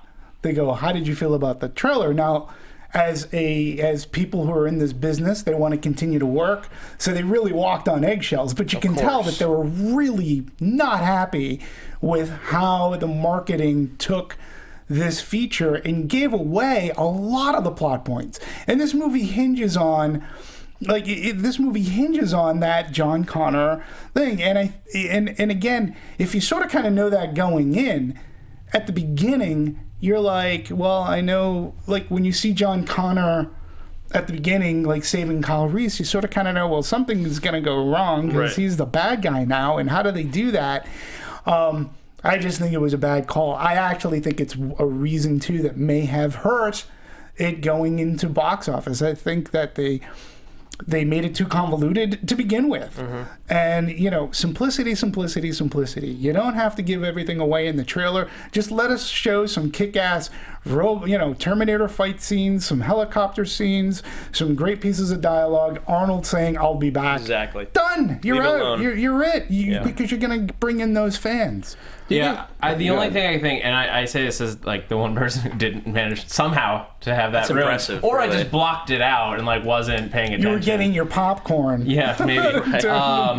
But my only thought, like, of the reason that they could have done it is because that was going in not knowing it.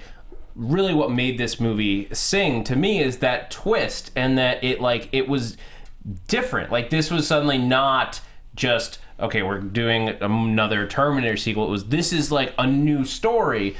This was unexpected, and like that's the big thing that I miss in a lot of movies these days. Like, especially as I've seen more and more movies as the years go on, like movies become so predictable that it gets dull. You want to be surprised, and this was surprising to me. So of course it's a shame. I wonder if it's just that they were trying to sell that idea of this isn't the same movie, because maybe they were getting that response. It's like, why am I going to see another Terminator? I'll just go back and watch T2. Right, but I'm so jealous of your experience now. Like, you think of that in the theater, you're watching it, Arnold comes out and shoots him, and you don't know what's going on, and then Arnold grabs her by the neck. You're like, oh my God, is this happening? Is this like, is he really like bad? And he was sent back all the way back to the 70s to be her guardian so that he could eventually kill John Connor.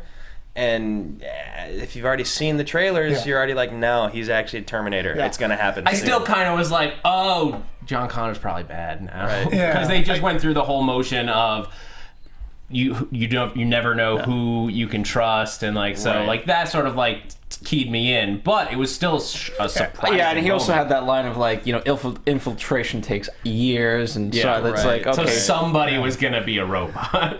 But at least you're in that moment. You don't have 30 minutes of thinking about it. You're because I mean, realistically, if you've caught up at that point, you're only a minute later going to see him turn. So it's not the biggest like, oh my God, I knew That's 40 minutes ahead of time that this was going to happen. And to your point too, I guess when I went in to go see the movie, knowing what I knew from the trailers.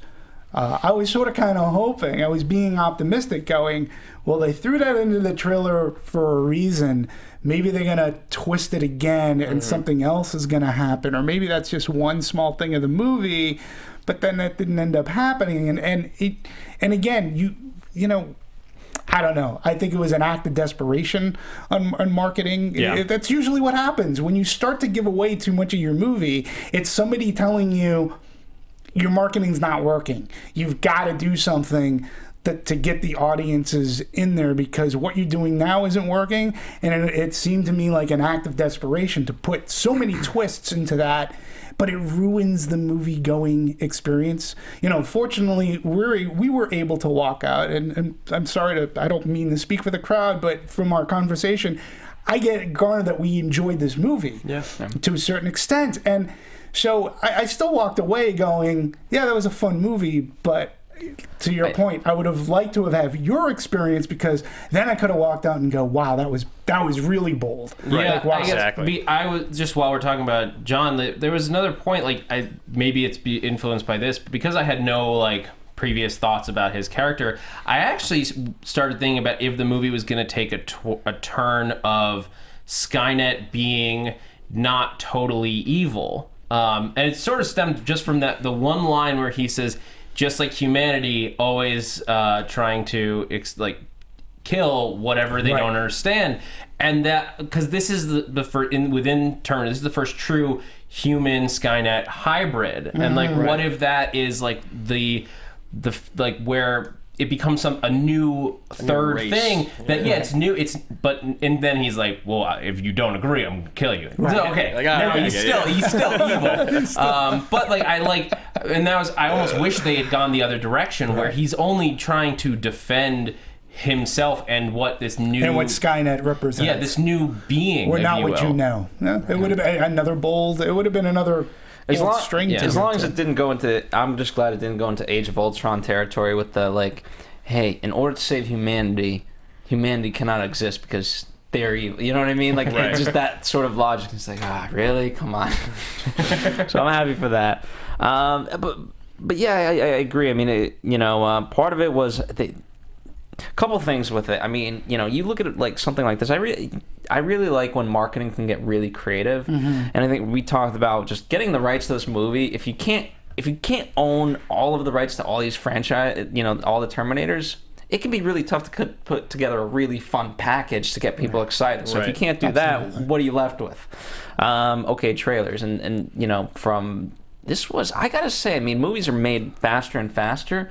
But no matter how fast you can edit a movie, no matter how fast you can shoot a movie, you still need time for the creative process. And, there's no machine out there that can calculate what's going to work in that end and what's not. And I think certainly the marketing suffered from that. Well, but there is. There is something that can help mitigate. It's called tracking. I mean, as soon as a trailer hits, depending on how many weeks out, there are certain companies out there, albeit they're not quite good at their jobs, especially this summer, but there is tracking. There is information that they get out. Well, no one predicted Jurassic. I mean, part of it is, I think there's the marketing, but then who the hell would have predicted that Jurassic World? No one's got it going, 5 There's weeks. a major flaw in the system. There really is. But you have to understand, too, that when you're putting a marketing campaign together, they test it. It goes out there. They put when a first trailer goes out, okay, when a studio launches their first teaser trailer or whatnot, they actually do there are checking services that go out to theaters, and they check to not only see that the trailer is playing on screen and audit that, but they also are gauging audience reaction. So all this information the studio has as to whether people remembered the trailer, what they remembered about the trailer, and it goes back to the studio, and they have a working list. They know where the trailer's playing on screen, what theater. They have an audience makeup of who's at that theater, and this is all taken down into consideration. And then it said, did people like the trailer? Were they confused by the trailer? Did they not like the trailer? They have this information going in. So if it's not grabbing an audience, then they can retool and make another trailer that'll work better. I mean, how many times can you recall in watching trailers where you've seen one trailer, then the second trailer is different? They've taken usually. A different tact, and that's to try to get audience reaction again. And so I think that's exactly what happened here. People maybe, I don't know, they weren't liking what they were seeing, and they retooled, and now we're coming closer to release date, and we've got to do something. So I think it was an act of desperation. I mean, it's interesting that it is in that way. I mean, for me, I just it's naivete where I'm just like, trailer 1 shows me different stuff. Right. Trailer 2, I want to see different stuff that gets me excited. So it's not like, they repackaged. If trailer 1's working, I still want to see a repackaging of trailer 2. I just want to see a slightly longer version of trailer 1. Slightly longer version, but if you'll note, there are scenes that were still in trailer 1 because they know that those scenes work. More bankable, yeah. And if they're getting more and more eyeballs, now with the internet, that's another big deal too. Trailers debut online, and that you don't need to send auditors out to a theater. You get instant feedback immediately when you put a trailer online. You have to sift through who the haters are, but you get pretty much the moment that trailer hits whatever website, people are writing going, that sucked, or ooh, that was great. And there's a whole machine. I mean, I feel like, again, the audience for Terminator is a dying breed. clearly, if you look at the box office opening for this movie. But I think that's still a testament to the marketing. I don't think they did a good job marketing this movie. I don't think the trailers were cut well together. And, I mean, it was cool to see Arnold dressed up on Hollywood Boulevard going around and promoting the movie as the Terminator. Yeah, that's funny. But at the end of the day, this movie grossed less in its opening weekend than any of the other Terminator movies, except for the very first one. Yeah, and which is shocking to me. Let's talk. We can talk a little bit about the numbers, but you also have to throw into the fact that you had two other movies. Again, we're tracking just screwed the pooch. Like, they just got it wrong. You still had Jurassic World out in the marketplace, Inside Out. and you had Inside Out. Yep. And now you're throwing in another action movie. Nobody anticipated that Jurassic World was going to have the holding power that it did in its third week, I believe. You're going into the 4th of July into the 4th of July weekend, which this year the 4th of July was on a Saturday. Mm-hmm. People don't go to the movies generally unless it's raining. Like, I remember being in Boston, and if it was raining on the 4th of July, then I would go to the movies. If not, I was on the beach, I was barbecuing, I was somewhere watching fireworks. So you already have that one day where, weather permitting, your grosses are going to drop down. Okay, but we did have, you had the Friday before, Terminator was released. Well, I saw it on a Wednesday night for the 7 o'clock show, but officially it opened up on that Thursday. So you had that whole weekend going in. That first 24 hours, it actually did pretty well, though. Yeah, it did all right. And you're getting the fans to come in, but then everybody's off on their vacation. A lot of vacationing families going on. You still had two juggernauts at the box office that it had to compete with. And then domestically, its 3-day was like $27 million. Right. And then, but to date, its total gross is about $52 million plus. Mm-hmm. You got to look at the worldwide box office, which right now is about $140 million. Okay, so that says a couple of things. The overseas audience is actually, maybe they're enjoying it, but they like to see Arnold Schwarzenegger in this kind of a role. So we can talk about whether we think there'll be a sequel or not. I think they did, unless greenlit too, yeah. To my knowledge, unless I'm getting, the three of us have read that they've greenlit 2 and 3. No, I've read the same thing. They did, from everything that seems to be out there, they did greenlight them. That by no means means that we're going to get them. Right. They could easily look at these numbers and be like, yeah, no. And it's funny because Arnold Schwarzenegger and Howard Stern, because Howard said, well, this is great for you because he goes, I understand you already have 2 other movies. And it's like, Howard, he goes, listen, he goes, let's just see how this movie does before we start. I focus on this movie before I start thinking about the other ones. In all honesty, though, if there is a sequel, it won't be because of domestic. Paramount will make the decision and say, we're going to make this movie for the foreign release. It's much like I've told this story before. Fox had, what's the... Oh my God, it's the young adult novel, Percy Jackson. Mm-hmm. The Percy Jackson movies, okay? They released the first Percy Jackson movie. The movie didn't make any great waves at this domestically, but overseas it was huge. So when they went and greenlit the sequel, they didn't do it for the domestic numbers. They did it to appease the foreign audience and the foreign markets because they were clamoring for a sequel. So they went ahead and made a movie for that. The same thing could happen for Terminator, but it won't be predicated on our numbers, sadly. I want to say we got 105 minutes into this podcast without an Arnold impersonation. There's a slight one earlier. There's a little one. I just did it. I just did one now. Howard. No, that's what I'm saying. Like 105 minutes in. I thought I did one at the beginning. I thought. It was just that bad. No, I'm sorry. Hey. All right, guys. We got to start wrapping up. We got to. I'm not Rich Little. But let's do last thoughts. Let's start with the new guys again. Let's start with Zach Wilson. I mean, same thing. Like, even after the discussion, at the end of the day, this was a fun movie. It was a dumb, fun action movie with a lot of nostalgia built in a summer of just like a lot of nostalgia.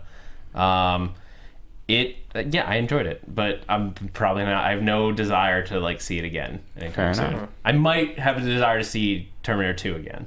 That's about it. Oh, that's great.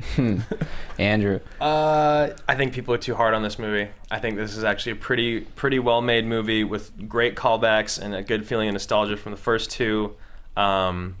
I will watch it again, not in theaters. And I actually am kind of looking forward to the next one. I I was not looking forward to seeing this movie. I was excited that I had a reason to see it, to come on the show. And after walking out of the theater, I was like, you know what? That movie wasn't half bad. I really actually enjoyed myself. So I know that I'm in the minority here, but I really like this movie. I'd put it third in line in the series. Very good. And then, by the way, definitely check out these guys on Action Movie Anatomy, and where they did talk about Terminator 2. So if you want more Terminator stuff, definitely check that out. If you love action movies, check it out. We're there.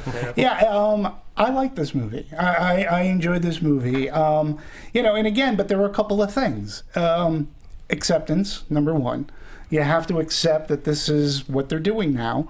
And, you can't be predicated on the fact that Kyle Reese and Sarah Connor don't immediately fall in love and have a kid and all this. You have to accept that. The other thing, though, too, is, you talk about the nostalgia factor. Listen, for all those people who loved Jurassic World, I mean, let's be honest. I mean, that movie had a lot of sci-fi schlock to it. Raptor training, dinosaurs for the military. That's just dopey stuff. And if you're going to go along with that and say that that's like the best sequel in the franchise, I mean, you shouldn't be so harsh on Terminator Genisys, because that is pure schlock. This one doesn't necessarily have schlock. It's just... It just makes your hair hurt. You have to really think a lot about this. And I wish that they I wish the exposition was simplified more. Yes. And I wish they didn't make it so complicated, which I thought was a really big thing with Jurassic World. They made it way too complicated. And this one, they made it really complicated. Had they just whittled it down, they might have had a really solid, like a movie that I would have said, that's a great movie. But I still had fun, and I'll get it on Blu-ray. How about for you, Phil? You know what? If nothing else, this got me involved in all the Terminator films. So I'm glad. For the longest time, I didn't understand what the fascination with Terminator was. The people who were on board were Terminator. I was like, okay, I don't get it. But it did make me get into it, and so I'm glad it did. And they are, the first one's great, the second one's great.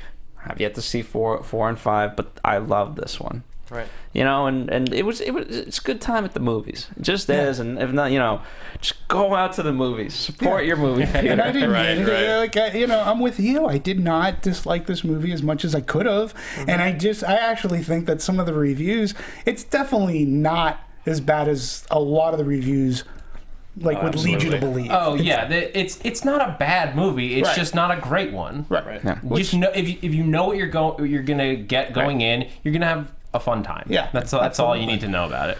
So there you go. Thank you guys for joining us on Anatomy of Movie once again. We'll be doing Magic Mike XXL. Is that Double XL. Right after this, not with us. Yeah, not with a us. little different. Different. They'll have females for that one. So stay tuned for that. We've got Ant-Man down the pipeline. We've got Mission Impossible, American Ultra. Oh my God! And that's just still the summer. There's so much to discuss. In the meantime, where can the people follow you, Zach Wilson? You guys can find me on Twitter and Instagram at @ZachWilson, ThatZachWilson, and also over on AfterBuzz this summer. I'm going to be covering The Strain, Dominion, and Killjoys on Sci-Fi. Right. There you go. You can find me at Andrew Ghai on Twitter. That's GHAI. And like you said, please check out our show, Action Movie Anatomy, Wednesdays at 12:30. And you can find me on Twitter at DMovies1701. So that's DMovies1701. Tweet, follow, say hey. Look forward to reading everybody's comments. And you can find me here at the Popcorn Talk Network, always doing Anatomy of a Movie. He'll be back. He'll be back. Thank you guys for joining us. Definitely comment if this is your first time ever. Please subscribe. We've got a whole roster of shows for you to go back in on if you're a fan. We've got obviously new ones coming down the pipeline, and we spoke a lot about Andrew's show, Action Movie Anatomy. Check that out. But then there's 15 other shows that you can check out here at Popcorn Talk that are equally great, and we love supporting every single one of them. So there's no shortage of good content. We'll see you here next time.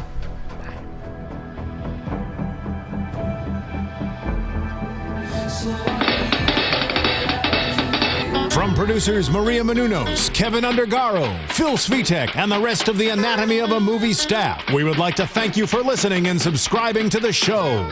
If you have any questions or comments, feel free to email or tweet us. I'm Sir Richard Wentworth, and this has been Anatomy of a Movie. The views expressed herein are those of the hosts only and do not necessarily reflect the views of the Popcorn Talk Network or its owners or principals.